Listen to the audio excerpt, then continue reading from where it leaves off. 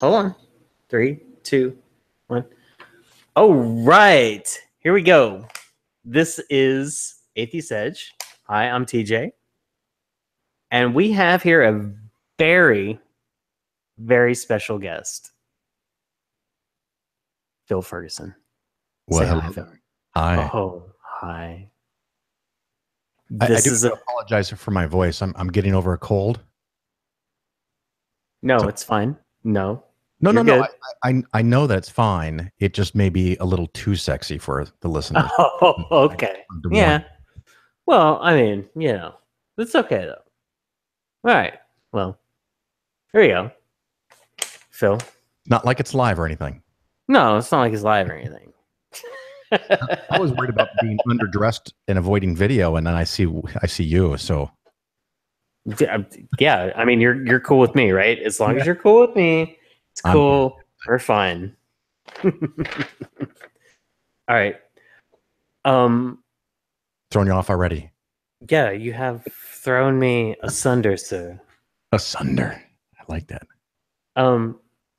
You've been an activist for, I mean, I've done my research. You've been an activist for about 10, 12 years. Oh, you're good. Those are the numbers I put because I stopped counting somewhere along the way. So it's 10 to 12 years is what I normally say. It's okay. What have you done in that amount of time that you want everybody to understand that you have done? What have I done? Well, I've been on multiple boards. I've been on the board for the Secular Student Alliance for about a total of 5 years on 2 different occasions, 5 years in total. I was on the board of Atheist Alliance International. And most recently, I was the treasurer and ex officio board member for the Reason Rally that happened. What was that? 16, I guess. God damn it. It's been that long. Year and a half. No, a year and a half ago, whatever it was. The last Reason Rally. Yeah. I had a blog for a while and did 2 to 3 posts a day for 5 years and rose to the level of insignificance. And I said, fuck that. I've been doing podcasting for about 4 year,s a couple hundred episodes in kind of thing. Yeah, you have been doing a lot of stuff. And it's one of those weird things. I get invited to a lot of shows because my combination is unique, which is really, really fucking cool. My show is 1/3 finance, 2/3 atheism, although I do stray into other random topics like talking about how great Trump is. Ugh. So I do that. I donate a considerable amount of money. My target this year is probably going to be between 30 and 40,000 to different secular charities. As a matter of fact, right now, I don't know if you knew this. Wow. I just announced publicly a day or two ago that I am doing a membership drive for American Atheists. Did you know that? Okay. I did not know that, sir. Tell me all about that. So if you go to Atheists with an S, atheists.org/Phil, if you are currently not a member of American Atheists, you can now sign up for $5. The normal membership fee for 1 year is $35. You pay $5. I pay $30. Jeez. Okay. My limit on that is a total of $6,000. So 200 people can join American Atheists in the next 2 months. That's for January and February only of 2018.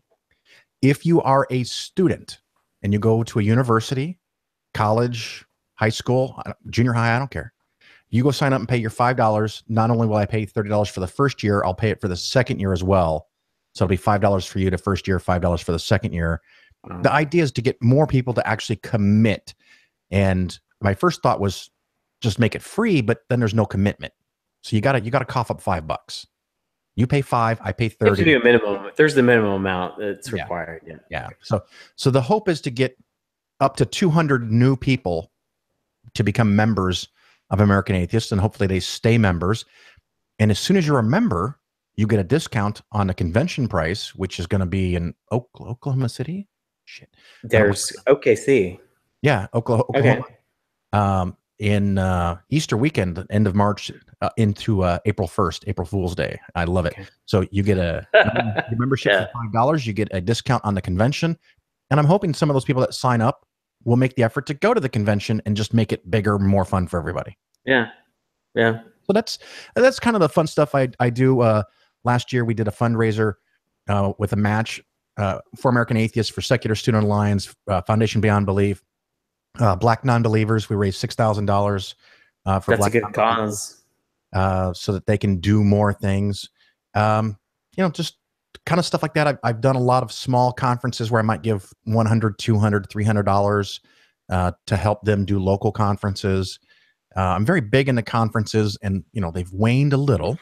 Part of that is because of the number of them. There's also some controversies going on, and some people who are butthurt. Yeah. But there's been some people who have made serious mistakes and fucked up conferences too. So yeah, unfortunately. But I'm also an evangelical atheist. And yes. one of my missions is to deconvert, and I have a good list of maybe a dozen people that have confirmed that I either played a part or a serious part in their loss of faith. So that's very important to me. Good deal. One of the things I wanted to ask you though is, what was it like coming out as an atheist while living with your parents? I mean, it was incredibly easy. So, okay. I hear people's stories, and I'm sympathetic as much as I can be, but I can't directly relate. So, for the people that don't know my story, I do, but for the rest of the people, right. Not everyone that listens to your show listens to my show yet. But of course, we're trying to change that right now, right? Yeah, it's the Phil Ferguson Show.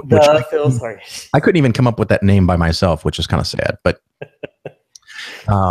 when I was about 12, 13, I was in confirmation class at the Methodist Church because my family was Methodist. Okay. And when I lived in Arkansas for a while, Methodists don't really count as Christians. But okay. And I went through confirmation class, which was about 9 months, which is ironically similar to the human gestation period. But near the end of the 9 months, I started having questions and concerns and problems with the theology that I was apparently going to have to stand up in front of 500 people and raise my right hand or put it over my heart or something and swear to Jesus that forever and ever and always I will believe this stuff no matter what. And I said, wait. And I didn't say they were wrong. I said, I'm not convinced that you're right. Yeah. So, there was a skepticism there, right? That's right. And I made the tragic mistake with religion as I took it serious.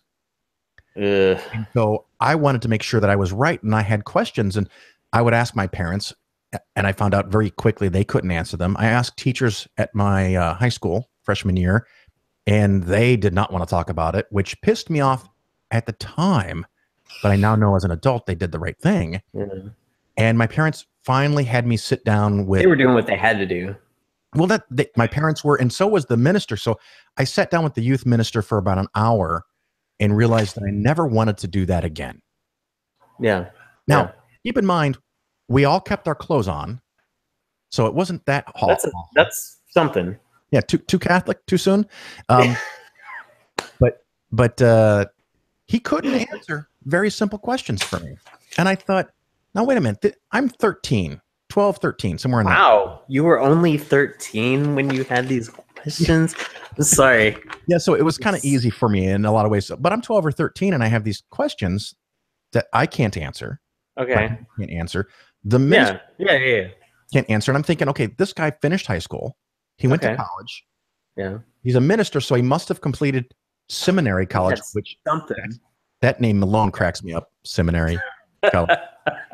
Semen. Yes. I'm sorry. It's like part of the church. What do they call it? The rectory.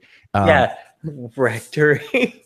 This guy's 40 years old, and he can't answer what a 13-year-old can ask. And I'm getting very frustrated. And at the very same time, every week, I would watch this TV show, and I had to go watch on the spare TV in my parents' bedroom. It was a 9-inch black and white TV. Because they were watching The Love Boat on the really fancy 19-inch black and white. Love Boat. And at the same time The Love Boat was on another channel was this weird show called Cosmos. And I got you. Did you see it? I've seen the Neil deGrasse Tyson version of it. I've seen I've seen all the versions. and the more I watched it, the more sense the world made. The more I learned about Christianity, the less sense Christianity made, and the less sense the world made. And so I again brought it up with this minister. I said, I don't think I'm ready for this, maybe next year or something like that. And he said, well, just do it for your parents. I was like, oh, I thought this meant something. If it's just a game, sure, I'll play along. And so I went up and I did the little ritual, and it meant nothing to me, but it also was the moment I remember distinctly when he said, do it for your parents, that I said, okay, I'm done. Obviously, this doesn't mean anything, and I'm out. And so at around the age of 13, I was a self-declared atheist. And the only thing my parents said was, it's a phase, and B, you still have to go to church. And I said, okay, whatevs. It doesn't burn that much. I'll go.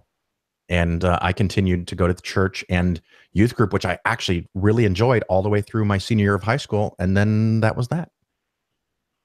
Interesting. Easy, huh? That sounds very easy. Some of us didn't seem as easy as that to some of us, but yeah, I can see. And I also made the mistake. I was raising two fundamentalist Christian children. Ooh. Was that to your brothers or sisters or sisters? Those were my children, my two children. Oh, okay. Yeah. You want more details? Yeah, I do. That hanging. Yeah, I do. I mean, that makes me wonder. Well, so when I met my girlfriend, who became my wife, who is still my wife today, and it's been almost 24, 25 years, something like that. There you go. Was an agnostic. And I'm like, okay, what? And I was an atheist. And after we got married, and then after we had a child, she thought, well, you know what? Church might be good, and they teach good morals to the kids. And I thought to myself, you know what? I went to church until I was 18, and it was obviously comically false to me. Yeah. My kids will figure out the same thing. No harm, no foul. So they started going to Sunday school and church, and then they got enrolled in the Christian school. I ended up on the Christian school board as a closeted man, a Missouri Synod Lutheran. I helped save the school from financial bankruptcy. Wow. And my kids and my wife started saying things like, I think the Earth may only be 10,000 years old. It may only be 6,000 to 10,000 years old. Yeah, and how do holy shit, man? How do some scientists think that it's older? Because they'll phrase everything like that. Yeah. Some scientists think that it's millions of years old. Yeah, or billions. Let's not even go to billions because they can't comprehend a big number that big. Okay. Yeah. Right. I suddenly realized that I might not end up, the kids might not end up seeing it the way I see it if I don't interject. So I started to object, and I started to not go. And I started thinking about science and things. And at some point, both of my kids declared that they were, very sorry to mom, but that there was no God. There was no God. So, hey, wait, I have to ask though. So how did you reconcile with them the fact that the Earth is 4.5 billion years old and that the universe is 3.8 billion years old? The universe is like 14.8, you mean? I knew that. 14.8. I'm sorry. That's all right. Well, the nice thing is that when they were going to church and Sunday school, I did not see some people, and I argue this point, and that's why one of my most well-known talks is called Breaking the Cycle, How to Get Kids Out of Religion. Right. When they were going to Sunday school and being told lies, I was also exposing them to reality, and we would watch a lot of documentaries. Right. And we had a playroom, which a lot of people do. They have a playroom. What kind of stuff did you subject them to? Oh, excellent. I'm sorry. First of all, they watched all of the original Cosmos. Oh, yes. Yes. And one of their favorites, and it was really great with kids, in the playroom, we had a VCR and then a DVD player when those things came out. Yep. And we would play the entire dinosaur documentary from BBC. Oh, And I would play the entire 10-hour Evolution box set DVD collection. Nice. Now, I didn't sit them down and say, damn it, you're going to watch this from beginning to end, and this is the truth. You didn't force them, right? I mean, it's on, and they can look at it whenever they want. It's on the audio. They just hear it. And so they got to the point where someone in the church would say the earth is 6,000 years old. They would go, no. No, That's sorry. What? That's not right. And one of the great stories was when my son was 13, he refused to go to confirmation. And now in Missouri Synod Lutheran Church, confirmation is 2 years. Oh, okay. I got you. He said, no, I'm not. No. And my wife was very upset. And I got some Did alone. that cause a lot of problems? I mean, I have to ask, man. Matter of fact, there was a point in time where people in the church were telling my wife that we were unequally yoked. Ooh. And gross. They were actively encouraging her to divorce me for her own salvation and the salvation of her family. Yeah, right? I mean, so that was kind of a low point, but the other low point, which actually helped my wife eventually out, and she doesn't believe in God, but she's not an atheist. Oh. So whatever. Yeah. We'll just, I'm just going to let that go because she used to think I 1,000 years old. Okay. I still won. Yeah. But she was told by members in her church that she should stop taking medicine for her bipolar disorder and fix her relationship with Jesus. And thankfully, because she's a very smart person, she said, no, she's a very smart person. I know that's not right. That's not a good idea. That can't possibly be. And that was one of the things that started helping her to think clearly. But my son, when he refused to go to confirmation, I actually talked him into it. Yeah. Okay. And I said, hey, just think of it as being an anthropologist, that you get to go in and observe from the outside, and it's their one last best chance to convince you that they're right. And he goes, well, I already know they're wrong. And I go, but go listen. But you know that, though. He'd been going like 3 or 4 months, and him and his friend get in my car because I picked him up after confirmation, like this 3-hour-long class in the minister's bedroom. I mean, house. And my son's friend gets in the car and he goes, hey, Mr. Ferguson, your son, Andrew, his name, almost got thrown out of confirmation class today. And I'm like, tearing up. And I'm like, that's my boy. That's my boy, Blue. You my boy, Blue. I don't know what he did, but I'm so happy. So he gets in the car and he tells me that the minister had said that the earth is 6,000 to 10,000 years old. And that carbon-14 dating has problems, and you can't actually date the age of the earth. What are the problems with it, though? Well, there actually are known problems like contamination. Yeah. And it does have a limited range, but it was so funny. Think about it. This is a 13-year-old.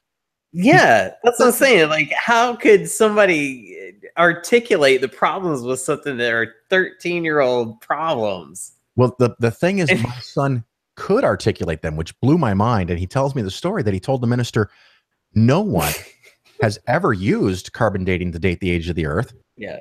And if you know there's problems with carbon-14 dating, do you think any of the scientists might know that? And then he says, well, okay, Andrew, how do they date the age of the earth? And he goes, well, not with carbon dating, though. They could use the uranium lead decay cycle. Yeah. And the minister goes, what is that?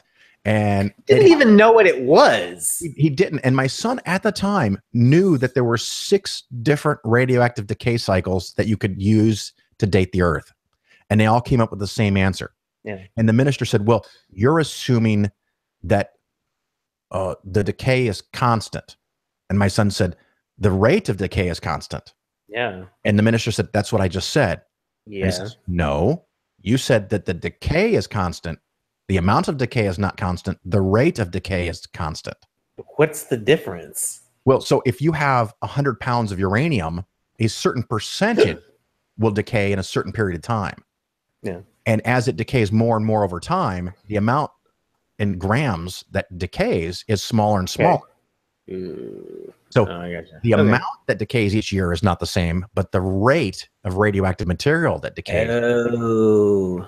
So it's a fine line. And the argument kind of went downhill from there. And finally, the minister said, well, we're going to go back to the lesson and not talk about science anymore. And my son said, we just won't talk about it because yeah.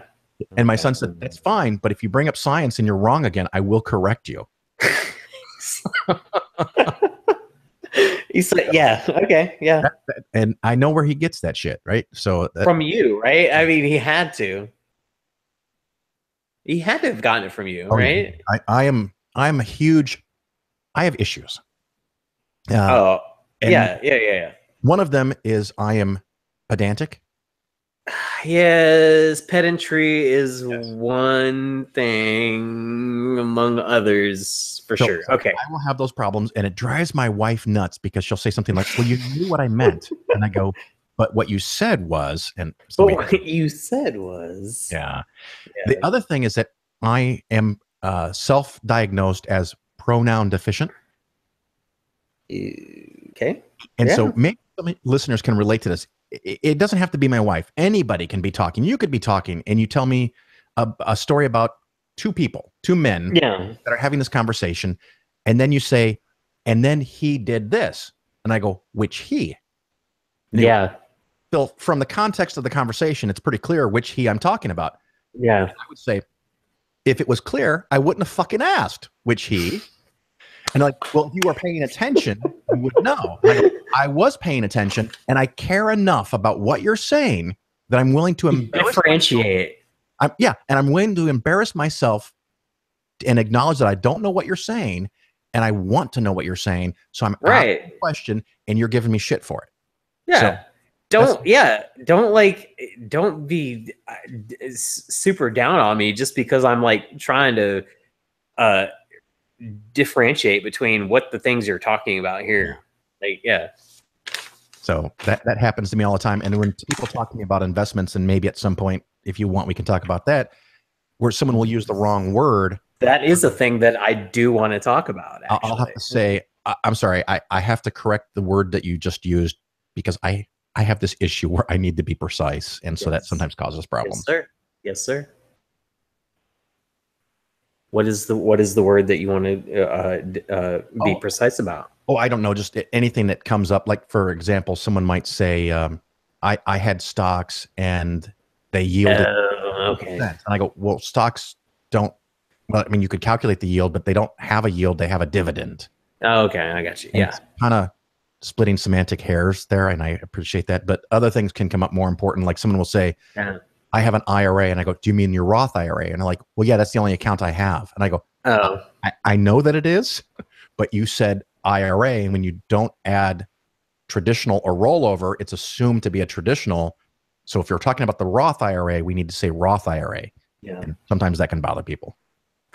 Well, one of the things that actually kind of like not really bothered me, but one of the things I kind of wanted to talk about is when you talk about, like, one of the most interesting things I have ever heard you talk about, and this like blows my mind to no end, is talking about using debt to make money. Like, I don't get it. I'm sorry. Well, like, you have to explain this to me. So one of the things that people have compared me to, that they might say, for example, I'm the atheist version of Dave Ramsey. I don't know if you've ever heard of Dave Ramsey. Yes. Yeah. So, probably 90% of the stuff Dave Ramsey says, I will agree with. But that 10% is all about religion and politics, of course. But then he has this impression of debt, that debt is pure evil, and that you have a biblical obligation to pay back your debts no matter what. Well, yeah, I don't think that people that are non-religious would necessarily agree with that, though. No, they wouldn't. And of course, Dave Ramsey is a guy who's filed bankruptcy. I've lost count now. How many times? 2 or 3 times. Let's say 2 to be conservative. And it was okay for him, but now that he's rich, he knows better. Yeah. Well, okay. That's convenient as fuck, right? Yeah, of course it is. File bankruptcy, it's bad. So one of the examples I give people, and hopefully you heard one of these, like I bought a car last December, a year ago. Okay. And I generally tell people never, ever, ever buy a new car. And then I went and bought a new car. Yeah, like it's kind of weird that you would say something like that, then do something like that. Every rule has its caveats, and it's not Yeah, just that's true. because it's Okay. me, which Yeah. is important. But Yeah. the reason I tell most people to not buy a new car is that most people are not saving enough money. Yeah. They're not on target to be able to retire. I am Yeah, I would saving agree with money. that for sure. It helps that I'm making good money, but I'm saving enough money and I'm on target to retire when I want to retire. Yeah. I have the resources to buy a new car versus a used car. Right. So that can be, the way out of that logical trap I put myself in. Yeah. But I go to buy this car and it was a 2017 Prius Prime, the ones that you plug in and it gets like 25, 30 miles on electricity. Yeah. And the only model they had available, and it had really cool extra features, which I adore, which it makes me feel mad at myself because I should be more simple. But the car's $35,000. That's fine. And I'm at the dealership and they said, well, Toyota has a special program right now. And since you have this amazingly high credit score, you can finance this car for 5 years, 60 months for 1.9%. Yeah. And I said, well, that's nice. I said, can you make it any longer? And the guy goes, well, not at 1.9%. And I go, at any rate, will someone lend me money longer? And he says, well, let me check.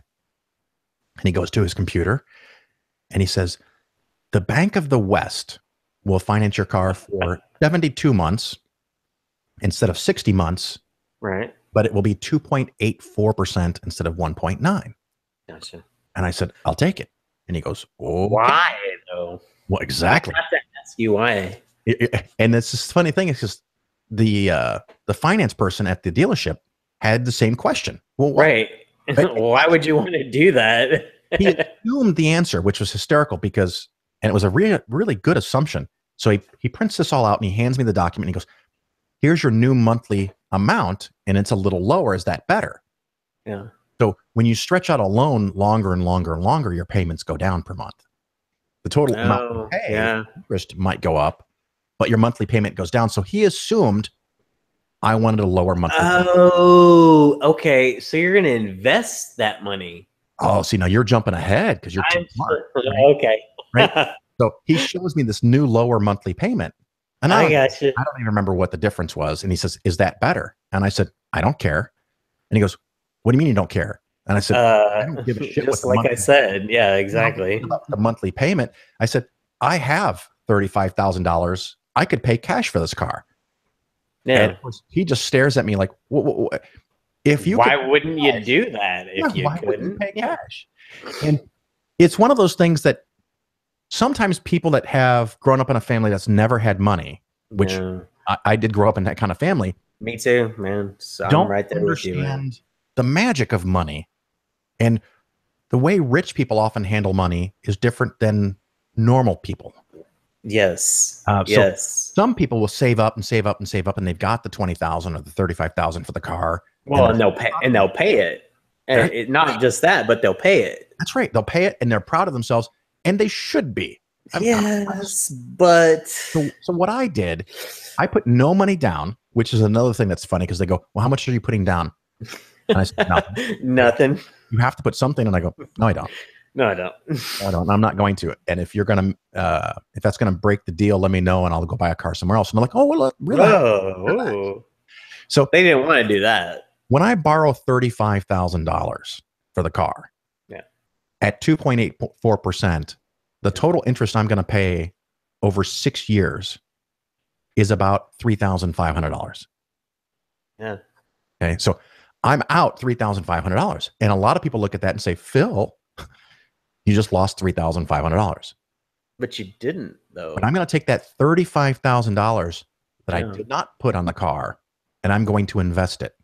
Yes.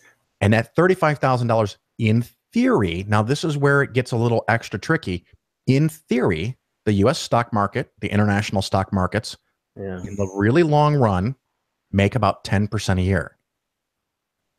So in the first year, I could make $3,500. And it gets even better because the second year, I don't make $3,500. I make $3,850 because the first $3,500 gets added.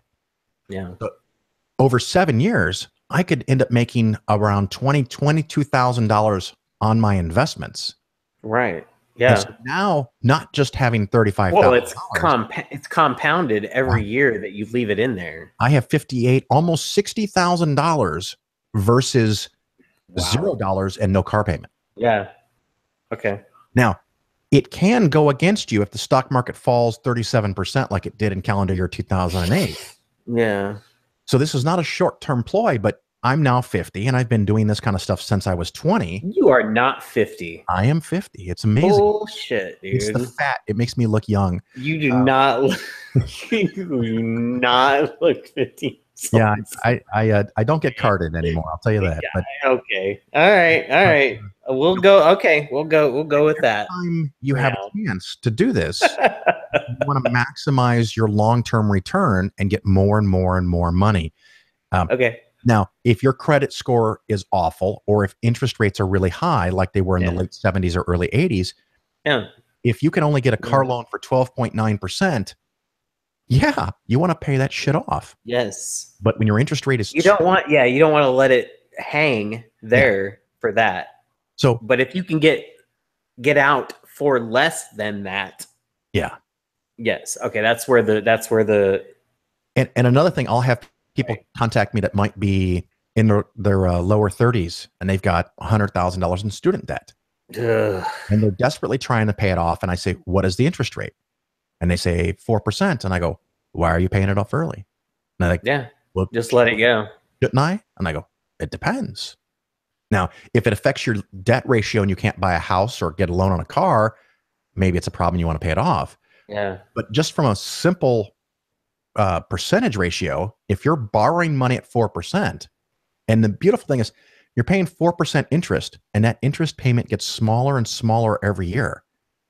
You can instead invest the money and theoretically make 10%, and your return gets bigger and bigger every year. Yeah. Why pay off 4 when you could make 10? Yeah, that's true. Yeah.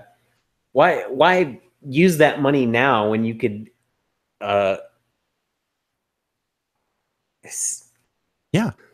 make that go out to a larger amount and then make money off the money that you're making by not paying it. The other example, and this really shocks people, in May, 9 months ago, we bought a new house, and it was around $300,000. Yeah. And I'm talking to the loan officer and I said, I want to put 5% down. And he says, well, the norm is 20. And I said, I understand, but I'm going to put down 5%. Yeah. And so I put down $15,000, not 60. Yeah.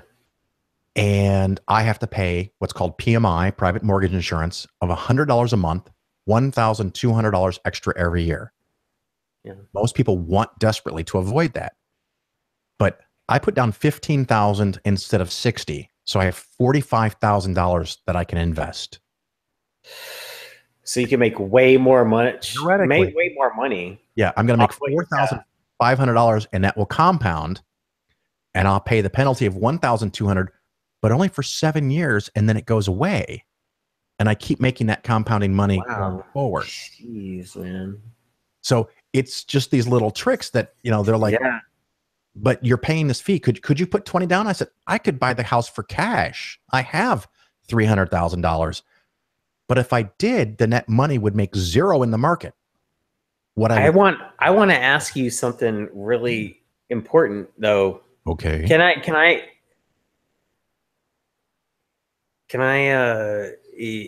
we take a little break and you talk to Jim for a little bit?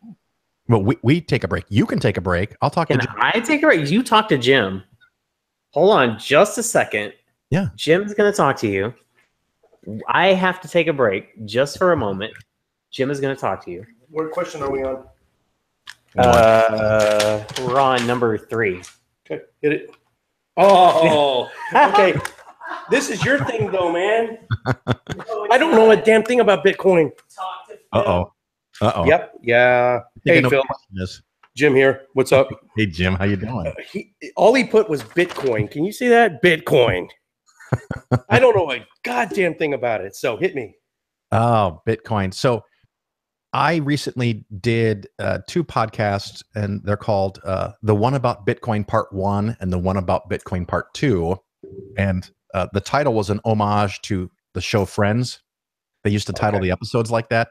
You know, the one about Ross or something like that. And I didn't mean to talk 2 hours about Bitcoin, but I wanted to go. So the first one is mostly about what Bitcoin is and how it works. And again, since I spent an entire hour explaining what Bitcoin is, I don't want to cover it here anyway. But it's a very clever cryptocurrency, like most of them are. And you can get some really fancy and expensive equipment now, and you can verify transactions within the Bitcoin world. And if you're one of the lucky ones, by solving mathematical equations, you can get rewarded Bitcoins. So you can make a lot of money, at least if the price is high. And so, I walk through Bitcoin. So if someone doesn't know what Bitcoin is, there's ways you can go watch for it. Like I watched over 40 hours of YouTube videos and read stories about Bitcoin. And a lot of people promoting Bitcoin are one step away from saying things like, I'm not saying it's aliens, but it's aliens. Okay. So, now, that's not all of them, but that was a lot of the videos I happened to find. So it took a lot of effort to kind of sift through the make-believe and the fantasy world some of these people are living in and getting to the facts. And the fact is that Bitcoin is very clever, and it solves some problems which I don't know necessarily need solving, and we could have philosophical debates about that, whether you should be able to make large financial transactions without anyone ever being able to know that you've done it, because that can be an open door to money laundering or illegal drug trading. People do that with money, real money now, so it's not too different, but it might be easier, which could be a problem for us as a society level. And the second episode, Bitcoin Part 2, was kind of a laundry list of all the problems. And I don't want to go through them all now, but Bitcoin has no intrinsic value. So some people treat it as an investment, like owning stock in General Motors. Will it ever have intrinsic value? It by definition will not. Now, the funny thing is that Bitcoin is, and all cryptocurrencies as a category, are different than anything else that's ever existed in reality. So it's hard to make analogies. And anytime you make a comparison, the comparison can break down. So it's really difficult. The unfortunate thing is that the people who really love Bitcoin, who I call Bitcoin aficionados, and I mean it only slightly derogatory, so I don't want to be too nasty about it. But if they argue that it's a currency and you explain why it's not a currency, then they'll say it's an investment. And when you explain why it's not a good investment, they'll tell you it's a currency. And so it's kind of like arguing with a religious person that constantly moves the goalpost. Circular logic. Yeah, it can be. And they have a lot of good points, but they don't add up, in my opinion. Now, I can be totally wrong, and it's happened before where I've been wrong. But so the idea of intrinsic value, the US dollar per se doesn't have intrinsic value either. No currency has an intrinsic value. However, one could argue that the US dollar and other currencies issued by a government do have intrinsic values because they're backed by the ability to pay your taxes. And of course, if they don't like taxes, well, then that doesn't really make sense to them, but it's true. But if you buy a stock in a company, at least in theory, now not every company that this works for, because some companies go bankrupt, if they have patents or if they have equipment or they have inventory, there's some other things that they own that are of value. So it reduces the chance that the stock is going to go to zero. You can get cases like Enron where there's just blatant fraud and it's all worthless and it's a sham. But on the whole, most companies do have some kind of intrinsic value. They own some things that you could liquidate to get part of your money back. So what's the appeal to Bitcoin? I know that it takes banks out of the equation. I know that it's been hacked at least once, a major hack a couple of years ago, I believe. Yeah. And I know that one Bitcoin is like what, $13,000. So you only It like, depends on the day. yeah, yeah. You only own, maybe most people only own one small percentage of one Bitcoin. Right. So as far as the appeal, and this is another beautiful thing about Bitcoin and the system and cryptocurrencies, is that different people have different reasons for wanting cryptocurrencies and Bitcoin in particular. And they sometimes are in conflict with each other, which is hysterical. But it's kind of like how Trump got elected because he's going to drain the swamp. And people think that he's going to, so they want to vote for him. They can't see the reality that obviously that's never going to happen with Trump. So with Bitcoin, like you said, some people want to avoid banks because banks are evil. Okay. Well, if you want to avoid banks and you think intrinsically they are evil, and there's a compelling possible argument they could make to this point. So I'm not saying that they're wrong, but that would give them incentive to go outside of the banking system. Okay, fair enough. Another thing that concerns people, and I think they're inherently wrong here, is that the US dollar is not backed by gold like sometimes in the past it has been. Right. But I will very quickly point out that no cryptocurrency is backed by gold either. So you're not solving that problem. So so what is the guarantee that there's not going to be a major hack again? Oh, I mean, so you could lose everything, right? Let me give you one more positive, and then I'll jump into some of the negatives. Another positive is the secrecy of it all, that you can transact money and no one can know. So there are some really good arguments for why it might be something you would want to use. Now, the big problem comes into how does one set the price for Bitcoin? And no one seems to know how to do that. So its value fluctuates wildly and has gone up dramatically. But is it really worth that? I say no, but maybe I'm wrong. Pretty sure I'm right. That's why I made 2 whole segments about it. Now, some of the problems that we can talk about in, I think, 2013, the single largest exchange for Bitcoin was called Mt. Gox. And it started by trading cards for an online game called The Gathering or something like that. Oh, he's talking about Magic the Gathering, TJ. Yeah, Magic the Gathering. You should totally be. He's such a geek with that shit. So they went from trading cards for an online video game to trading Bitcoins. And they had 70% market dominance, and they got hacked. And they filed bankruptcy. And Bitcoin almost completely disappeared and collapsed. Wow. But other markets stepped forward. And again, I don't want to spend too much on this because I did all this in the second show, but there have been 3 or 4 serious hacks and or losses in just the last 6 or 7 months. Some of them 10, 20, 30 million. They had one a mining company that got hacked and they lost something like 26% of all the coins that they held for all of their users disappeared. Wow. Now, some people lost 100%. Some people lost nothing. Well, they decided that they would apply that loss equally to everybody. So everybody lost 26%. Now, if you lost 100% and got 74% back, you're real happy. If you didn't get hacked and lost nothing, but now you lost 26% anyway, you're pissed, right? So what's the fair way to do it? And it also appeals a lot to people who are libertarians because you can kick the government and the banks out of your life. But what you just described sounds the opposite of libertarian. It sounds Marxist. Well, and that was more of a socialist where we all share. Socialist, yeah. Yeah.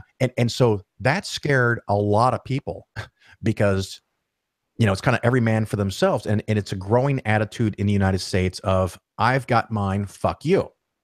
And when I put on something on Facebook about people losing money in Bitcoin, one of the common responses I get to people go, well, they didn't do enough to secure their Bitcoins. It's their fucking problem, not my problem. Too bad for them. And they don't give a shit about this other person, which kind of makes me sad. So you have to take a lot of extra steps to protect your Bitcoins because of the secrecy. If you lose or get hacked or someone steals your Bitcoins, you will never, ever get them back. There's no way to trace it. So they're gone. Is there an option to cash out, or does it just? I mean, how do you? Through exchanges, you can cash out. The other thing is that if you have through exchange, Your Bitcoins are held on a thing called a wallet, which is a bit of software that holds the codes and all the information about your Bitcoins. If you have that wallet on your home computer and your home computer hard drive dies, you are fucked and you just lost $100,000. Oh. Okay? If instead you put it on your phone and you drop it into a lake, you are fucked. So what most people will do is they'll have their wallet held by somebody else that has server farms and it's all backed up. But if they get hacked and your money gets stolen, you are fucked. So there's a lot of problems. Can you redeem this? Okay, you said exchange. Can you redeem it for goods and services? You can in some places, although ironically, the more valuable Bitcoin becomes, and more importantly, the more volatile Bitcoin becomes, the less effective it is as a currency. So if I own a Starbucks restaurant and I'm selling $12 coffees, if you buy the $12 coffee with a fraction of a Bitcoin, and by the time I redeem it, I only get $6, I'm not very interested in accepting Bitcoins. I'm not in business to be in the market for Bitcoins. I just want to get fucking paid for my overpriced coffee and go to the bank. So that's a problem with the volatility for sure. But so you have the theft problems, you have the volatility, and if you lose your Bitcoins in any way, shape, or form, even if it's due to your own incompetence, they're gone forever. You can never get them back. Well, you just scared the shit out of me. I don't think I'll ever even entertain it. And the thing is that, and so if it ever becomes viable, mainstream, which is their, I don't know what they have the hard on for, which is what makes them think the Bitcoin might be worth $13,000, $15,000, $18,000 per coin. But if it ever becomes generally accepted and your employer pays you in Bitcoins, and then you collect those Bitcoins and you can go to the grocery store and buy things in Bitcoins, and now you have eliminated the government, you've eliminated the man, you've eliminated the banks, right? This is the libertarian wet dream that we've kicked all these agents of control out of our lives. If it becomes mainstream, the government, every government around the world, but the United States in particular, they will not let that stand. Because if your employer pays you in Bitcoin and there's no record, you're not paying FICA, you're not paying Social Security tax, you're not paying unemployment tax, you're not paying federal income tax, you're not paying state income tax. I was thinking that. So the governments will, in some way, now, step in. One of the things that was a problem that I just talked about on that part 2 was that the IRS just won a court case that the largest market in the United States, called Coinbase, has to turn over 15,000 records of the information, all the transactions. So while Bitcoins are very, very hard to track down, one could eventually do it if one tries hard enough. And if the IRS thinks that they're losing enough money, they might be motivated to do so. The other thing is that if you bought $10,000 in Bitcoin and they become worth $100,000, and you don't report that gain on your income taxes and you don't pay taxes on the capital gains of that asset, if you're going to call it an asset, you are now committing tax fraud and tax evasion. If you're going to call it an asset, what's the legal? The IRS has the precedent on that. The IRS has determined that cryptocurrency is an asset. Okay. Now, if it's an asset, is it a currency? Can it be both? Because it's so unique, it gets hard to really clearly define it. So my position is that as a currency, it's a really shitty currency. As an asset, it's a really shitty asset. And for both of those reasons, I don't want to put any money into it. And maybe it's because of my ignorance and that I don't fully understand it. And you're going to get hate mail on this topic, by the way, more than the atheism, I'm sure. I've had the biggest drop in friends following me on Facebook over the last couple of weeks than I've had in like a decade. Or I guess over this? Over this, yeah.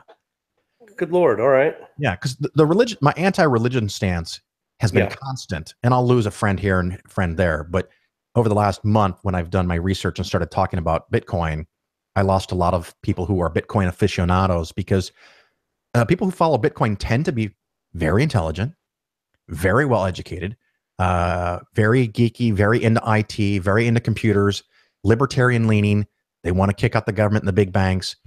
And all these things tell them to own cryptocurrencies. And then when I do a show that it points out all the reasons they shouldn't do it, it creates this cognitive dissonance, and they just don't want to fucking deal with it, so they drop me. Oh, tell me that you've seen. I bet you're a fan of Mr. Robot, because everything you're saying is Mr. Robot. Are you familiar with it? I've not seen it. No. Oh my gosh! Oh, it's called eCoin in this. Oh. And this is the only way I even know about Bitcoin is through this show. But everything you're saying is except in this reality, eCoin is huge. Banks are done. Yeah. Banks are hacked. They're done. The only way to make any transactions is through eCoin. But it's built up to a point where it's not being hacked. It's it's a valid currency. But that's all America has now. If we get to that point, what will happen is the government will put out its own cryptocurrency, with the exception that they can track it, and everyone will adopt that, and these other ones will just disappear. Other fun things that happened, there was a cryptocurrency called Ether, which I think was particularly hysterical because of the meaning of the word ether. Something disappears into the ether. Mm-hmm. What people don't know is that each and every cryptocurrency runs based on a little bit of code on software. Bitcoin included, Ether included, Ethereum, Bitcoin Cash, all these other ones. Yeah. It's a bit of code, and most of them, the code is open source, but there's limited access to making modifications. So it's getting a little technical. I don't know. No, I'm following you still, but there's a way to make the system somehow. So like with Bitcoin, increase your earnings somehow. Yeah, with Bitcoin, everyone can see the code, but limited people can change it. Okay. But what people don't seem to know is that the code can be changed, and the cryptocurrency called Ether, the users as a whole, because it's a democracy thing, voted to make a change to the code of how Ether is run. And when they did that, they made a mistake in the code. And that mistake in code ended up sending $300 million of Ether to one individual. And so that one individual suddenly found themselves with having $300 million in this cryptocurrency called Ether. Wow. Now, they did what they thought was the right thing, and they said, this is not my money. I'm going to give it back to everyone that sent it to me because of this glitch in the code. But when they did that, they made a mistake in how they sent the money back, and the keys were lost, and the $300 million of Ether disappeared. Oh, gosh, damn it. Taking a pile of $300 million of US dollars and lighting it on fire. I lost $4,500 in 2008 on international Snapple mutual funds. That's as much of a bath as I want to take. Yeah. And so we have a situation like that. And the other thing is that Bitcoin had a schism. And I make this comparison to religion because I think a lot of cryptocurrency, and this is where you'll get even more hate mail, I treat it like a religion. People behave like it's a religion. And Bitcoin had a very good discussion, a very good argument about something they wanted to make a change. Some people wanted the change. Some people didn't want the change. It created a schism, but they don't want to use that word, so they called it a hard fork. And so there's Bitcoin and there's Bitcoin Cash. And they do the way they process the data through the hash system and everything is just a little bit different. And they think that Bitcoin Cash might be better, at least the people that did that. But overnight, they effectively doubled the number of Bitcoins that are available. There's the same amount of Bitcoins, and now there's an equal amount of Bitcoin Cash. Like when stocks split, no, something like that? Well, kind of like that, but here, when stocks split, instead of having a $100 stock, you might have two $50 shares. Okay, yeah. Here, you had 15 million Bitcoins, and then poof, overnight you made 15 million Bitcoin Cash, and they're both worth the same amount of money. And so you doubled the value. So one of the drivers people like something like Bitcoin is because it has a limited supply.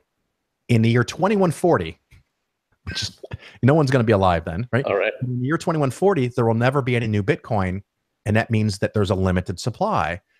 But it just doubled in August of 2017 by splitting off this hard fork, the schism from Bitcoin, and now there's Bitcoin and Bitcoin Cash. Was that an arbitrary date set? Well, it was arbitrary in that humans voted to do it on this day, but yeah, they had planned it out for months in advance to what they basically did was they split the blockchain, which is getting too technical for the short time we have here. But going forward from that date, Bitcoin and Bitcoin Cash would have two different chains going forward, but they shared the same ancestry, kind of like Christianity split off from Judaism. But as of the time I did the research for the show a few weeks ago, there is now 1,400 different cryptocurrencies. And so they keep creating more and more. So each one may have a limited supply, but there's no limit in the number of cryptocurrencies. How many? Yeah. So it defeats the purpose. Yeah, it's kind of like saying that this raindrop has a limited size, and then you put it into an ocean. Exactly. What factors would have to come into place where you would become a fan of Bitcoin? What would have to change? Well, I just don't think it's going to happen, and part of it is because of no redeeming anything that could bring it around, where you'd be thumbs up on it. One of the things that is really clever is, I'm going to try to be really quick here. The blockchain, it's a shared ledger. So when you make a transaction in Bitcoin, other people have to verify that you made the transaction. You now have fewer Bitcoins and someone else has more Bitcoins, and it's not controlled by a centralized organization. There's some merit to that. There's some problems with that. That technology, that idea has potential value if it's used correctly. But the actual cryptocurrency is worth exactly what everyone agrees that it's worth. And the unfortunate thing is if something changes in the system and they all now agree it's not worth anything, then that's the reality. God damn it. I don't consider that to be investing. I consider that to be gambling. If I'm being generous, it's speculation. I try not to engage in speculation with my own money. I do investing, and I invest in things that I at least have a relative understanding of, although I make mistakes like any other human. And any given cryptocurrency could disappear overnight if there's a problem with the code, if the United States comes out and says that no one can have exchanges inside the property of the United States, they're illegal. That's a big problem. Yeah. The other thing that's funny is that in Bitcoin in particular, all these cryptocurrencies, they can make changes based on the computing power of all the people collectively around the world who are solving the mathematical equations to verify transactions. Depending on what source I looked at, the computer power currently is pooled, because if you do it by yourself, you could spend 20 years and never make a dime, or you could get lucky and make $100,000 overnight. So no one wants to wait and see if they make any money, so they all join together in pools. The collective pool power of the pools, 58 to 68% of the pooling power is now based in China. Of course. So if China collectively, the government steps in and takes over all these companies that are theoretically independent and nothing, I don't trust anything in or around China or Russia, but if the Chinese government steps in or already has control of these companies and decides that they want to make a change to Bitcoin, they have the voting power to make whatever change they want, and they can control or destroy Bitcoin instantly. I don't like that. Wow. Okay, last question. I'm going to hand it back off to TJ. You brought up something there. It touched off on a question I had for you. I've got a friend who mines Bitcoin. I guess that's the only way to make Bitcoin is to mine it through your home computer, correct? Yes. But okay, so there's so much wrong with that. It's hard for me to say. Sorry. I'm so layman with it. But so I got a friend. He lives up in Washington. He's mining the Bitcoin. He says the cost of leaving his computer on and mining that data is he's not even really making any money off of Bitcoin. So every amount of Bitcoin he's making, it's counteracted by the running of his computer, the server time. So this isn't. I didn't even touch on this problem.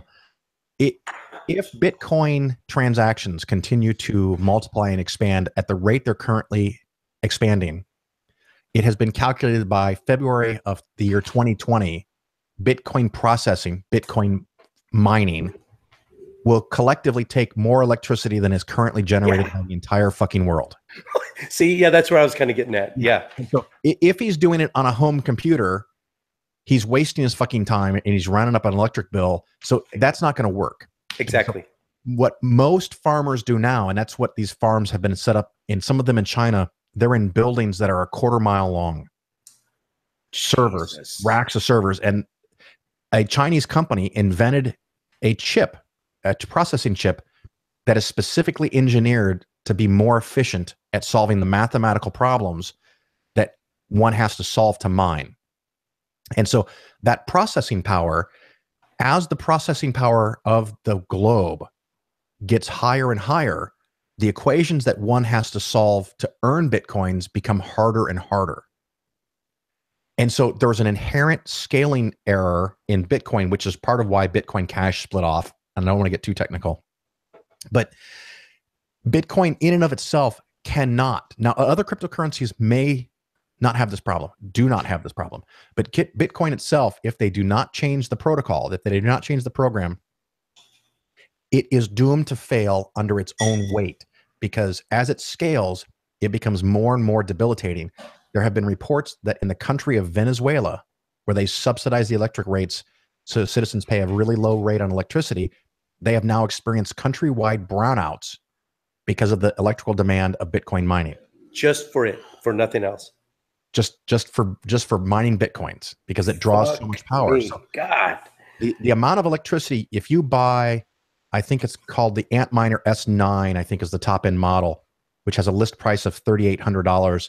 However, it's currently out of supply, so you have to go and buy them off market, and they cost $8,000 to $10,000 a piece, which may be just a game from the manufacturer so that they sounds can like a higher price. Totally sounds like it. Okay, you could run that for a year, and it'll cost you between $1,200 and $1,800 in electricity just to run that piece of hardware to make 9/10 of one Bitcoin. All right, Phil. Hey, it was great talking to you. I'm going to hand you back over to TJ. Right, Tim. Pleasure. All right. Gonna melt some brains. Send your email to Atheist Edge, right? Hey, I've got some more stuff. Yeah, talk to me.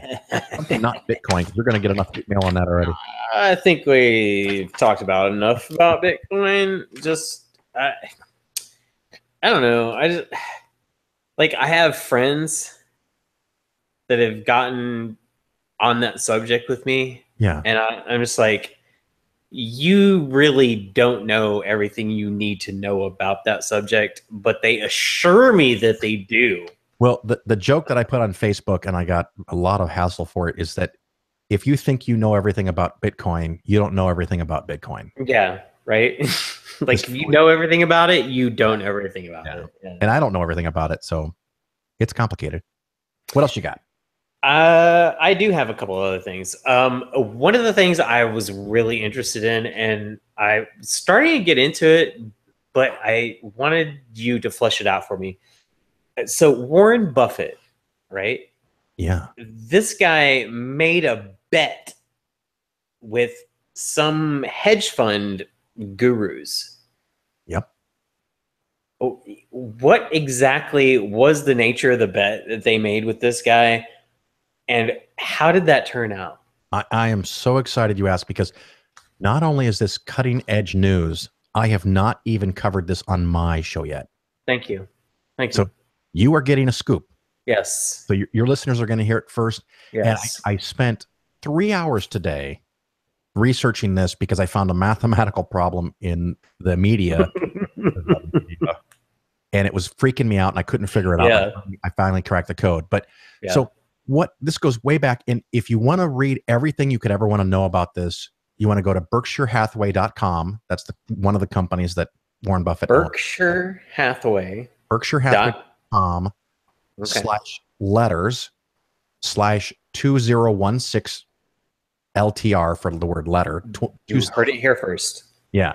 So at the end of every year, Warren Buffett, by tradition, now publishes a letter. And in the beginning of 2017, he wrote this open letter to the public, 28 pages of his thoughts. Ooh. Okay. And this summarizes the whole thing, and I'm going to use this as a big part of my source for what I'm going to talk about the next few minutes. All right. But back in 2005, he had been very publicly trashing hedge funds. Oh, okay. If you don't know what a hedge fund is, and I I'm going to try to skim this. I've done full episodes, an entire 40-minute segment on a hedge fund. But a hedge fund is basically a really fancy mutual fund for people that have millions and millions of dollars. Okay. The single biggest problem with hedge funds is their expense structure, which is called 2 and 20. Okay. So they collect 2% per year from you to manage your funds, and then they collect 20% of the upside if it goes up. Ooh. So if you make an average stock market return of 10%, you pay them 2% plus 20% of the 10%, another 2%. They make 4%, you make 6%. So they've got to outperform the market by quite a bit. Yeah, they have to do something spectacular for that to be 14, 15, 16% just for you to break even because of the incredibly high expenses. That's a problem. Okay. Yeah. So Warren Buffett had talked about that and how, in his opinion, the ultimate way to make money, and I agree with him, is for you to research and invest and buy your own stocks. Yeah. Index funds. However, that takes a lot of knowledge, expertise, effort, time, money. And for most people, you're just never going to fucking do it. Yeah. You just have the intellectual knowledge, the capacity, the experience with doing it, and it's not going to work out. But that is the best way to do it, especially if you're Warren Buffett. So for most people, if you got a lot of money anyway. yeah. And for most people, the single best way to make money in investments in stocks and or bonds and other investments is to own mutual funds, specifically index funds, which again, I mean, that's what I've always seen that, index funds. You're right. It's index funds. I agree with you. And so Warren Buffett was making this comparison with how awful hedge funds are and how wonderful index funds are. And so he laid down the gauntlet and he said, I will make $1 million bet with anyone in the hedge fund industry, and they can pick their own hedge funds or basket of hedge funds. And I'll bet you over 10 years that the S&P 500 index. Wait a minute. So wait. So this guy said, I am so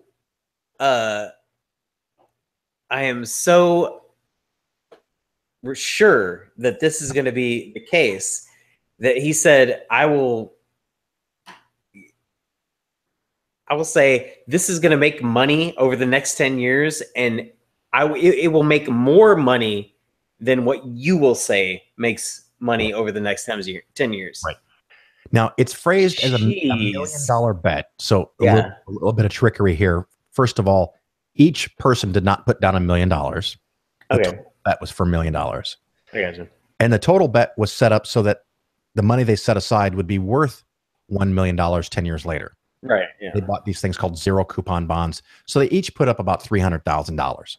So still real money, right? Yeah. And they made this bet. And what happened in the very first year, and I'm going back to the letter here so I can have actual data for you. The very first year of this bet was 2008. Okay. The S&P 500 index went down 37%. Ooh. That doesn't seem like it would be very conducive to the bet that guy made. Not a good way to start for you. No. The hedge funds, which the word hedge originally came from trying to hedge losses. Yeah, you're hedging your bets. That's right. They only lost about 24%. Oh, and the person that stepped forward was one of the people involved with a company called Protege Partners. I was going to say, who was it that actually put forth the money for this bet? If I have the name here. Good live radio here. Ted Seides, S-E-I-D-E-S. Okay. He's a founder of Protege Partners, which is one of the world's largest hedge fund companies. Okay. He said, I'll pick 5 different hedge funds, put them together, and I say those 5 hedge funds collectively will have a better return than the S&P 500 over the next 10 years. Okay. So the first year, the S&P 500 loses 37%, right? And the basket of hedge funds only lose 24%. Okay. So it looks pretty good. Now, I'm going to jump to the end because I don't want to spend all day on it. And if they want more fuller detail, of course, they can listen eventually on the Phil Ferguson show. Yes. sir. The end result, and this is where I get a little frustrated because I got tricked myself. The end result is the S&P 500 returned 7.1% per year for the last 10 years, and Protégé returned 2.2% per year. Ooh, how does that work out then? How do we reconcile? So with those numbers, it means that Buffett crushed it. I mean, it's okay. Close. Now, the funny thing is that I shared this story because it's breaking news in the last couple of days. Yeah. That the S&P 500 returned an average of 7.1% per year for the last 10 years. Yeah, isn't that everything that could be hoped for? Well, that's a pretty good number. Yeah. I mean, the long-term norm for the U.S. stock market, the S&P 500 is the 500 biggest companies, so it's not everything. Well, it's an average of like 5 or 9 to 10% or something like that. Or well, it depending on the year, it can be anywhere from 65 to 75% of the U.S. stock market based on a market value of all the underlying companies. Okay. Yeah. So it's a pretty good tool, and it's an indicator at least. Absolutely. And the normal return is about 10% a year.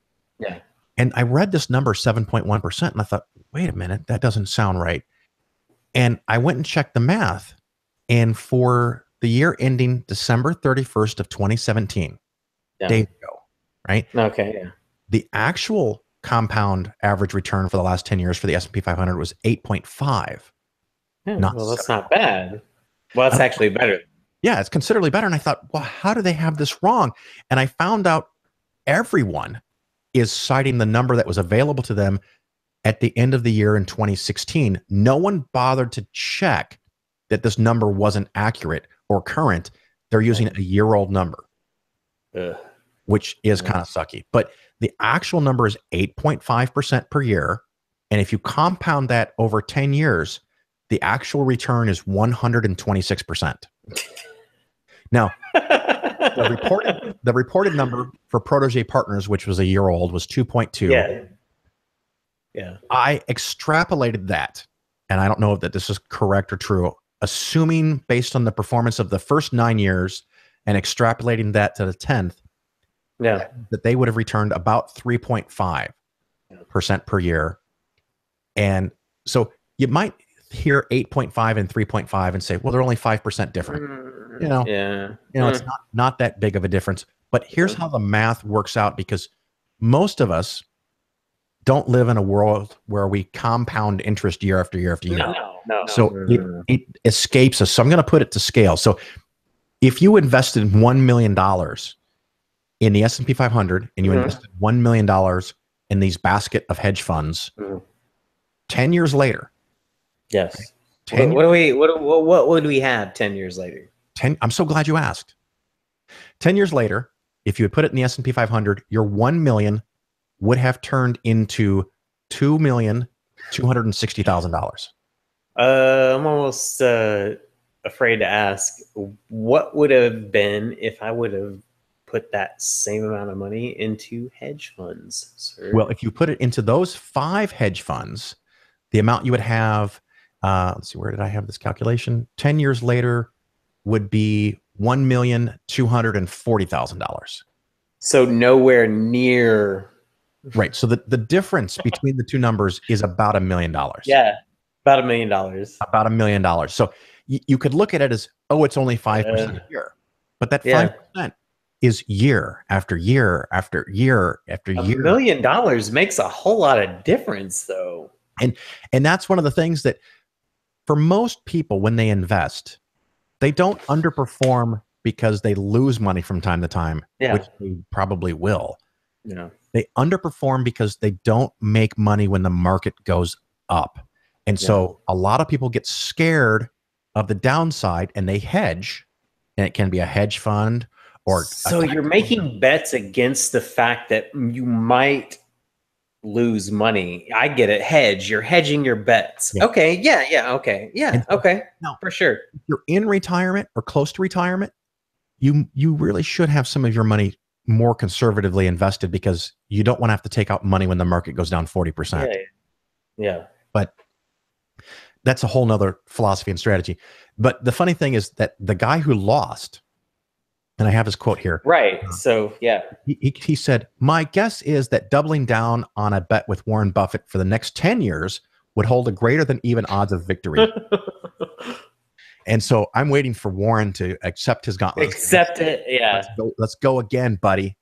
Because this is a serious ass whooping. It went, Warren Buffett doesn't even seem close there. The index made the 1 million turned into 2.26 million. The other guy turned into 1.2 million. When you're talking about, I made twice as much money as you. Well, and that's not. Well, the net result is almost twice, but the amount made, the way you phrased it. See, I told you I was pedantic. I warned you. The amount of money that was made, Warren Buffett's investment made 1.26 million. The hedge funds made 240,000. Yeah. So it's actually 10 times as much almost. It's 5 times bigger. So it's staggeringly bigger amounts of money. And the guy's saying, now the guy knew he had lost because the bet officially ended a few days ago. Yeah. But back in May, the guy with the hedge funds, he conceded victory to Warren Buffett. He accepted his defeat, but then he went on with 6 reasons why he lost. Yeah. It was so sad. Yeah. It was so sad. Was there anything that was legitimate in his objections to it? I think the essence of each of his points has a little kernel of truth to it, because like someone who's in religion, there's some things that are true, and then they build an entire world around the little fragment. Yeah, it becomes delusional. Yeah. Of course, the guy who runs Protege Partners is also highly. Is that him? Be right. Is that him? Is that his? Yeah, that's Ted. Okay. I don't know how to say his last name. Seides, Seides. But if you want to Google this, you can look it up. And like I said, I found about 20 different stories, and it looked like every single one of them quoted a brand new story from the New York Times. Yeah. The problem I had is when I went to the New York Times, it's a paywall.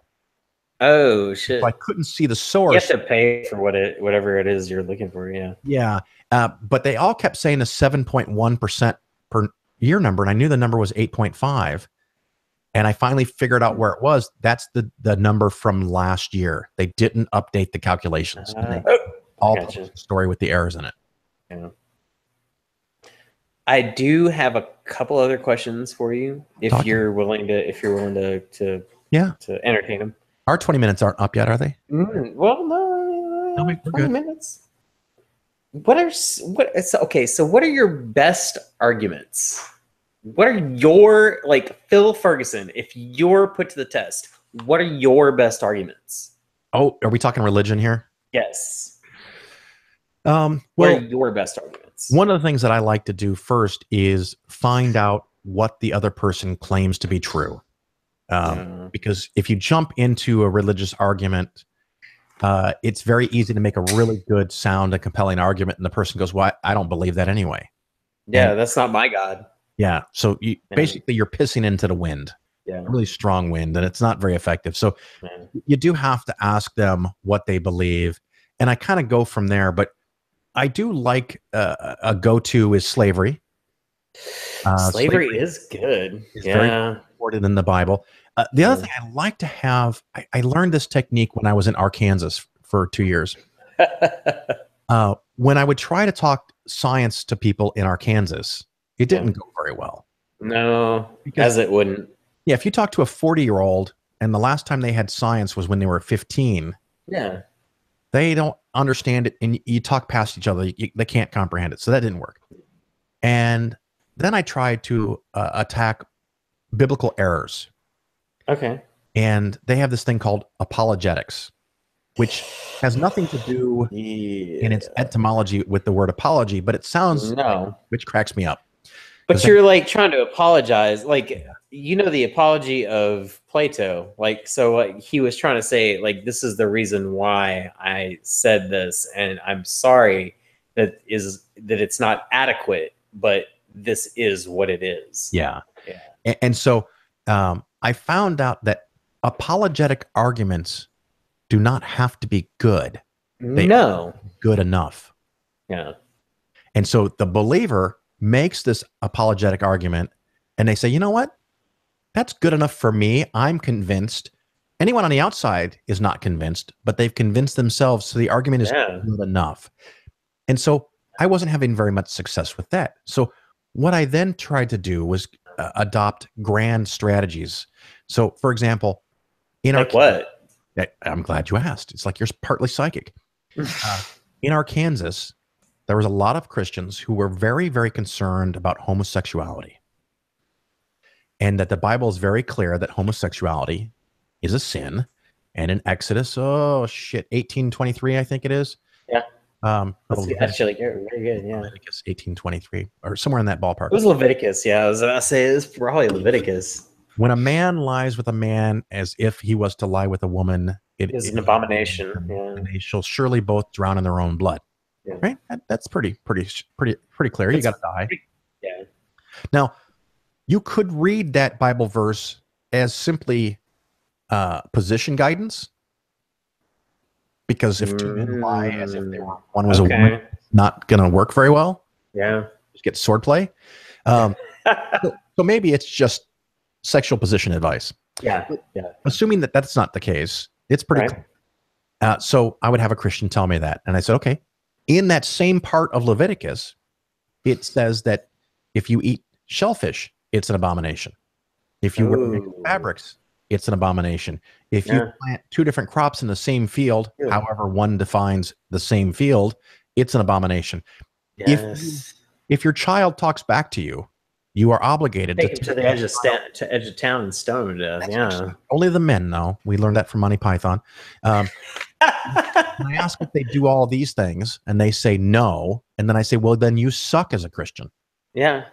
Then you don't. The most offensive thing you can tell somebody in Arkansas is they're not Christian enough. Ooh. Yeah. So I want to create this cognitive dissonance. The other fun thing I love to do, and I've done this a few times with friends and family at the home, I often will have a Bible or like a Dawkins book on the coffee table. Yeah. And someone will come over and they see the Bible and they go, "Oh, I see the Bible here, Phil. I thought you were an atheist." "Oh, why do you think I'm an atheist? I read that thing." And they're like, "Okay, really, Phil, tell me one thing that is in there that doesn't make sense." So, okay, I got one for you. We're going to talk about Moses, right? Moses went up the mountain and met God, which you can't do because you'll die, but he did. He met him anyway. Anyway. And God used his magical finger and carved on stone tablets, front and back, 42 rules. Okay. And Moses brought those down and saw that his people had turned against God and they were worshiping a golden idol. It never says calf, by the way, just a golden idol. Oh, yeah. And Moses has a hissy fit and smashes the stone tablets so no one can ever read them, although he did write it down, apparently. Yeah. No one's ever able to read them. And they collect up the dust and they put it into the Ark of the Covenant, which is what's inside of that. And they take the golden idol and they grind it into gold dust. Now, they grinded it into gold dust? Yeah. And so first of all, gold doesn't make dust very well. It makes flakes. No, yeah. It's malleable. It's malleable and not, Yeah, it's tactile. Just buy a bottle of Goldschlager. You'll see what I'm talking about. Right. And then Moses casts gold dust across the waters, all the water that they have available to drink, and it floats, which is gold is known to do. It floats on water. Yeah. Which, no, it doesn't. And he had everybody drink of it, and it cast a spell of confusion over the crowd. And then Moses instructed them to take their swords and lash them to their sides. So they're tying their swords to their waist, sticking out sideways, and look for your friends and family. I call it the world's first friends and family plan. And they do this and walk around until they kill 3,000 of their closest friends. Yeah. And then the spell wears off. And then Moses goes, "Fuck you all. I'm going to go back up and get the rules again." Yeah. And he meets with God a second time. And God says, "Well, fucker, I'm all shagged out from carving God. From doing it the first time, right? Like, why the fuck would I do it again? So now you have to do it, bitch." Right? And so Moses fizzles out and he pusses out and he only comes up with 10 rules.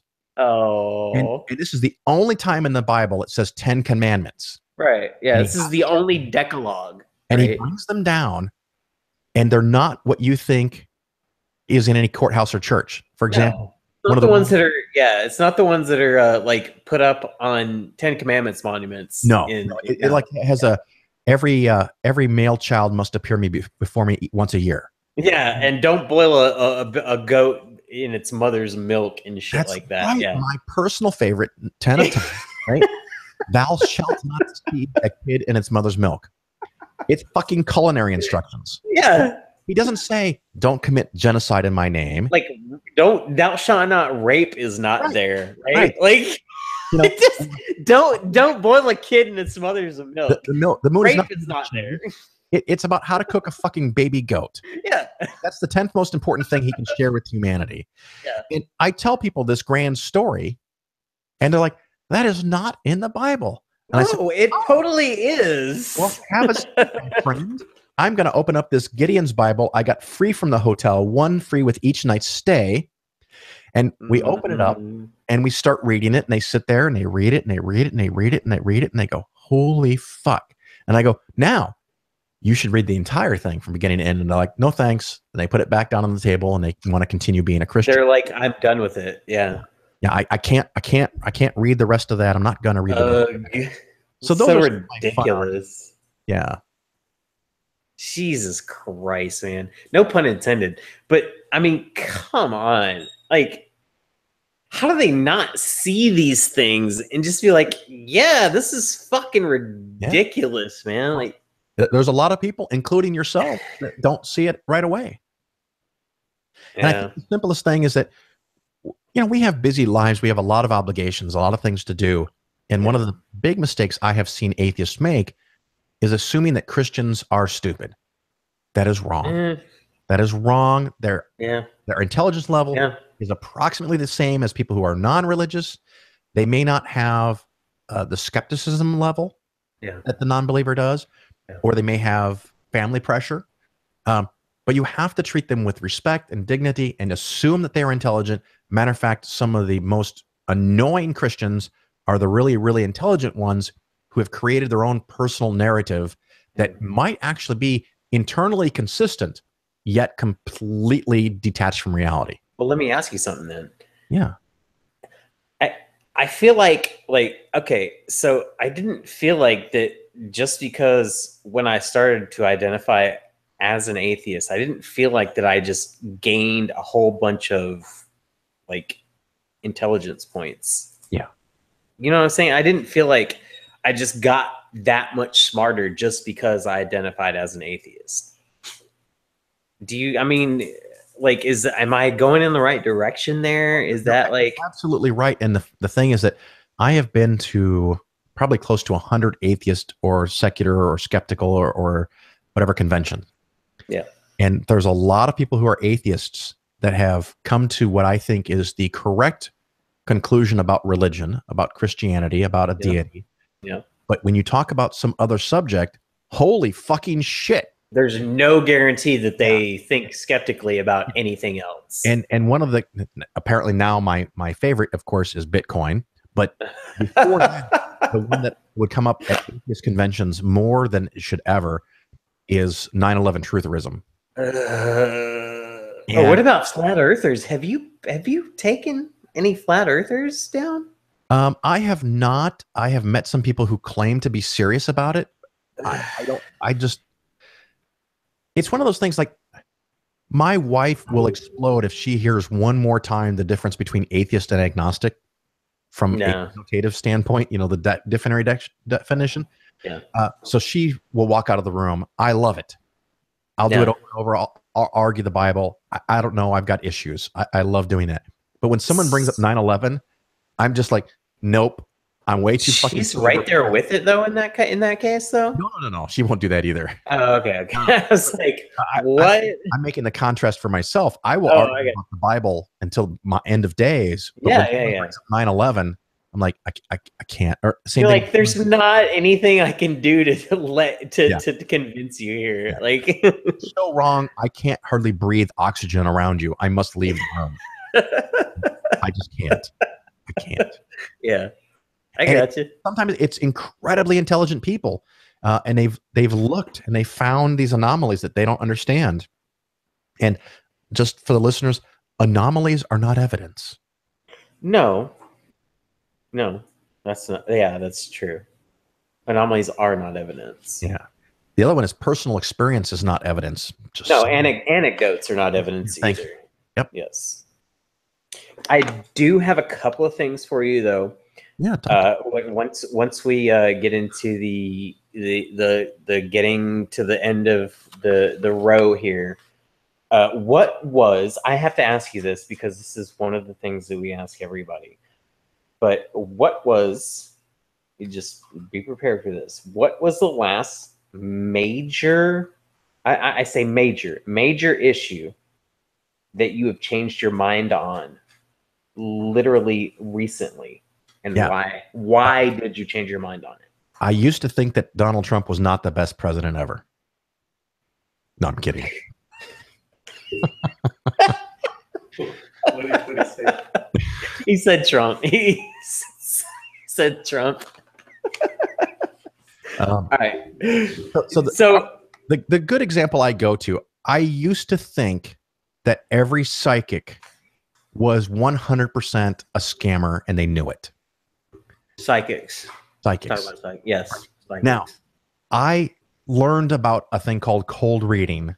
It's the process where you can determine things about people by observing their gestures, the kind of car that they drove in, the kind of shoes that they wear, you know, things like that. And then you can give them leading answers and they start to fill out the information for you. Yeah. And I did it a few times with a level of success that kind of fucked me up. It blew my mind. And I was genuinely disturbed by what I could get from somebody by doing cold reading. Yeah. And I thought, okay, I know exactly what I'm doing. I know how this works. I know why it works. And it's still kind of freaking me out. If I had no idea what cold reading was, but I was just doing it, I could see how I could convince myself, because I sure as fuck would convince the people I'm talking to, because I did it, that I had some kind of gift. Ooh. And so it's very easy for us as humans to trick ourselves. And so I think there are some psychics, not all of them, mind you, but there are some psychics that generally think they have some ability that they can't explain. They don't know how it works. They don't know why it works. You think they generally don't, like, they're not trying to necessarily dupe people, but they actually think that they have these abilities? I will safely say that there are people who claim to have psychic abilities that genuinely think they have a gift and they intend to help people. Okay. Well, we did a four-part takedown of psychics on our show. Bullshit. They don't understand that. But there are people who are on TV who are fucking charlatans and they know it. Oh, yeah. Now, if I name any one individual person, I could be wrong because I don't really know what's going on in their head. Yeah. But I would be willing to wager that the vast majority of people on TV as psychics know what they're doing, and they know it's a scam, and they know it's a bullshit, and they're out for money. Yeah. But there are people, especially if they're, you know, running a small business or they're helping on the side, that genuinely, truly believe in error, but they genuinely, truly believe that they have an ability and they have the best intentions in mind, and they just want to help people. All right. So what about this? Yeah. The existence of God is proven. There's no questions. It's been demonstrated. It's apparent and self-evident to every living being on the planet. How does that change your life? Well, first of all, I'm going to ask for my own hammer from Thor. Okay. So, of course, it depends on which god. And if it's yeah. If it's Yahweh, right? Yeah. I may be convinced, and I will have to acknowledge that I'm no longer an atheist because I believe that they are there. Yeah, like it's there. You have to admit it. But would you worship that being? No, not as it's presented in the Bible, right? Not the God that's presented in the Bible. He's a son of a bitch, and if that means I don't bow down and worship him, if I don't bow down and worship Kim Jong-il, if it means I get killed, then I get killed. Good answer. That's me and you both on that one. I think you have that hammer thing though. Yeah. All right. I could work with that. Plugs, shout outs, upcoming events. What do you got for me, man? Let's see. Plugs. The podcast is The Phil Ferguson Show. You can find The Phil Ferguson Show and me, the original Phil Ferguson, on Facebook, both of us. There you go. I'm on Twitter occasionally. I'm not a huge fan of it, but it's at Skeptic Money. Go Money. The old blog that I did for a while. I do go to a lot of conventions, and the next one that I know and have confirmed and bought and everything for is the American Atheist Convention. American Atheist Convention. At the end of March into April 1st, I will be there. I will have a table, and I used to do tabling to get more clients for my business, which is Polaris Financial Planning. Polaris Financial Planning. But after 10 years of hustling atheists and secularists, my business has grown to the point where most people I turn away as prospective clients. All right. We already linked your show in the description of the podcast. Good problem to have, I guess, right? Yes, that's really a pretty good problem to have, yeah. We very much are honored and very humbled and are appreciative of your willingness to come on the show, talk to us, answer our questions, be pedantic with us, and answer every little thing that we asked of you. You were very gracious. Phil Ferguson, the man, the myth, the legend. Don't be a stranger. Please come back sometime. Talk to us again. Sir, you are a very welcome guest. Thank you, and very much welcome on the show anytime.